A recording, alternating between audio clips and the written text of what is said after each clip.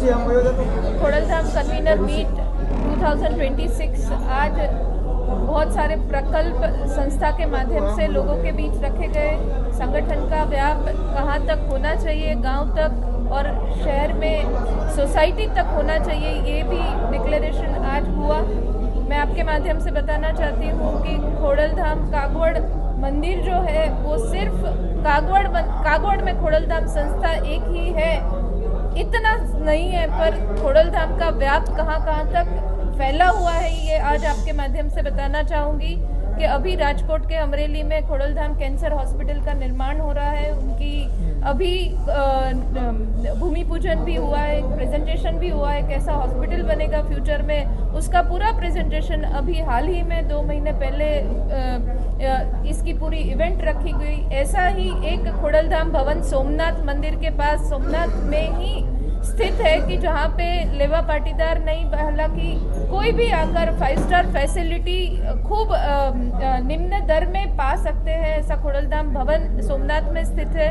वैसा ही खोडलधाम भवन statue of unity के पास भी अभी निर्माण बन रहा है। ऐसा ही खोडलधाम टेम्पल संडेर, पाटन डिस्ट्रिक्ट के संडेर गांव में भी अभी भूमि पूजन हुआ हाल ही में, और बहुत बड़ा टेम्पल जैसा यहाँ है उसकी प्रतिकृति रूप संडेर में बन रहा है। और अभी हाल ही में जाहिर किया है माननीय चेयरमैन श्री नरेश भाई पटेल ने कि खोडलधाम कागवड़ जैसे ही खोडलधाम टेम्पल सूरत में, अहमदाबाद में और लंदन में भी बनने जा रहा है। और ये जब डिक्लेरेशन हुआ उसके बाद बहुत सारे स्टेट में से भी, ऑफर तो नहीं कह सकते पर स्टेट में से भी खुद इच्छा सामने से व्यक्त की है कि हम भी ये स्टेट में ये मंदिर का व्याप बढ़ाना चाहते हैं, जिसके संगठन के माध्यम से हम घर घर तक पहुंच सके और घर तक पहुंचकर कौन से घर में क्या तकलीफ है जिसकी हम सहायता कर सके और जिसका हम निराकरण ला सके, वैसी पूरी एक चेन बना रहे हैं जिसमें लोगों का रिस्पांस खूब अच्छा मिल रहा है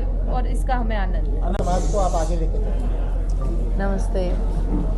ये जो जवाबदारी है शायद आज संगठन अध्यक्ष की जो घोषणा हुई वो नहीं है, बट संगठन तो हमारे 5 जन का संगठन का कमेटी है। वो कमेटी लास्ट 8-9 महीने से हम लोग पूरे जिले में, तहसील में, गांव तक घूम के हम लोगों ने पूरा ये जिला और तहसील तक हमारी जो जवाबदारियाँ गई है वो हमने तय किया है।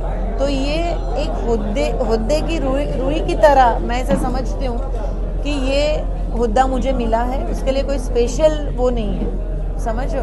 तो ये कमेटी की जवाबदारी है कि कमेटी साथ में बैठ के ये काम कर रही है। पूरे लेवा समाज को जो खासकर कहीं ऐसे गरीब किसान भी है, गरीब लोग भी है, वहाँ तक पहुँचने की कैसे कोशिश की जाए, क्या कोई ब्लूप्रिंट तैयार की? हम लोगों का ब्लूप्रिंट यही है कि अभी डिस्ट्रिक्ट की जवाबदारी हमने दी, तहसील की जवाबदारी दी है। अब तहसील में अगर वो गांव है, वो अगर रूरल एरिया है तो वो गांव तक जाएगा, और अगर वो सिटी है तो हम लोग सोसाइटी तक जाएंगे। और सोसाइटी तक हमारी कई डिस्ट्रिक्ट्स में, कई शहर में हमारी कमेटियां बन चुकी है। हम लोगों का मेन उद्देश्य ये है कि लेवा पटेल समाज के जो गरीब परिवार है, जो मिडिल क्लास ऐसे परिवार है जिनके युवा घर में हैं, उनको कोई एजुकेशन में, कोई आरोग्य में या कृषि में, गांव में अगर कृषि में कोई ज़रूरत है तो संस्था उस तक पहुँचे। हमारी विधवा बहनें हैं, त्यक्ता बहनें हैं, शायद उसको कोई स्किल की ज़रूरत है, शायद उसको बच्चों को पढ़ाने की ज़रूरत है, तो हम लोग चाहते हैं कि हम लोग वहाँ तक पहुँचे।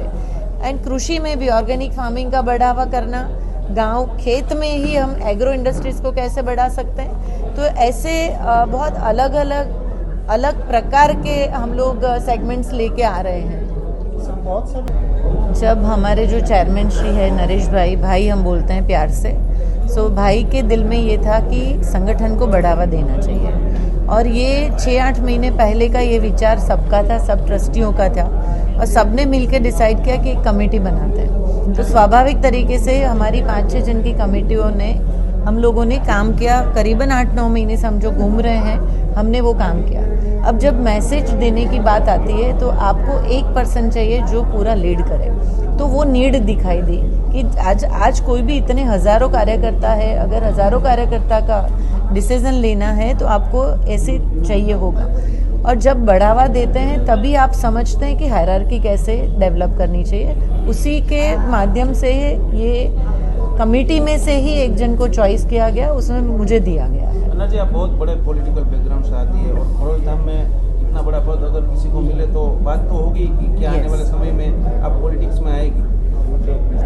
पॉलिटिक्स में आने की बात इसके साथ जुड़ी हुई नहीं है, क्योंकि आज तक कितने साल हो गए, ये मेरा 34th ईयर्स है, मैं फील्ड में काम कर रही हूँ और हर इलेक्शन आता है, हर इलेक्शन में मेरी बात होती है, तो ये अब कॉमन हो चुका है। इसके जवाब देना भी मुझे कॉमन लग रहा है, क्योंकि हर इलेक्शन से पहले हर बार मुझे मीडिया टिकट देता है, तो ये कॉमन है। सर, एक समाज को बेहतर बनाने की एक कोशिश आपकी ओर से भी हो रही है। अभी रूपाला ने भी कुछ अपने विचार रखे हैं, किस तरह से आप जहाँ तक पाटीदार समाज की बात है? मैं तो ऐसा मानती हूँ कि पाटीदार समाज में ही ऐसे लोग हैं, ऐसे नेता हैं जो पॉजिटिवली हर दिशा में बात करते हैं और हर बार मैं ऐसा समझती हूँ कि हर बार वो समाज की तरफ ही आते हैं। वो सबसे बड़ी बात पटेल समाज की है। आप दूसरे समाज को देख लीजिए, इतना समाज के लिए कौन सा समाज करता है जितना पटेल समाज करता है। पटेल समाज कोई भी है, मैं तो ऐसा मानती हूँ कि आप खाली लेवा पटेल नहीं लीजिए, और भी पटेल समाज देख लीजिए कि वो लोग हर बार अपने छोटे से छोटे जो बंदा है घर पे बैठा है उसके तक जाने की कोशिश करते हैं। और पैसे दिए ऊपर वाले ने, क्योंकि पटेल समाज ने बहुत ग्रोथ किया, बट उसने वापस देखा है पीछे इतनी संस्थाएं बनी और इतनी सारी यूनिवर्सिटीज बनी, इतनी सारी एजुकेशन संस्थाएं बनी। हम देखते आए हैं कि पटेल समाज के जो बुजुर्ग हैं, जो आगे, उन लोगों ने करोड़ों रुपए समाज को दिए। ये समाज के लिए काम करना हमारे लिए प्राउड है। हम इसको जरिया नहीं बना सकते हमारे स्वार्थ के लिए, मैं इतना समझती हूँ। Thank you. Thank you.